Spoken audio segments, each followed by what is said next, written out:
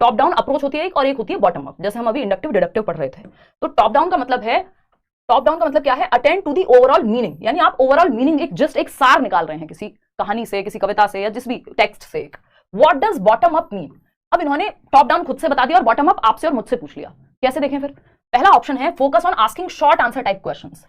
Bottom up और जो top down approach है, इसमें छोटे क्वेश्चन बड़े क्वेश्चन पूछना मुद्दा नहीं है ना, तो ये इसके बारे में है ही नहीं, ये तो अला बला कहीं और की बात चल रही है जो यहाँ कनेक्टेड ही नहीं है, क्वेश्चन का कोई संबंध ही नहीं है इस बात से।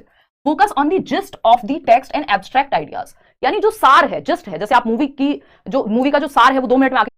फोकस ऑन प्री रीडिंग, देखो प्री रीडिंग एक्टिविटीज होती है, आपको आइडिया लग जाए कि किस बारे में है ना, ये किस बारे में है टेक्स्ट, तो वो भी फिर आपका इधर ही चला जाएगा, उसका भी बॉटम अप से कोई ताल्लुक नहीं है। एक ही ऑप्शन बचता है, focus on the words and phrases of the text, यानी आप शब्दों पे ध्यान दे रहे हैं उस टेक्स्ट के, मान लीजिए कोई स्टोरी पढ़ रहे हैं तो वर्ड मीनिंग पे ध्यान दे रहे हैं, फिर वर्ड से फ्रेजेस, वर्ड्स जोड़ जोड़ करके हम फ्रेज बना रहे हैं, फिर सेंटेंस पे जाएंगे, है ना। तो ये क्या होगा, ये बॉटम अप अप्रोच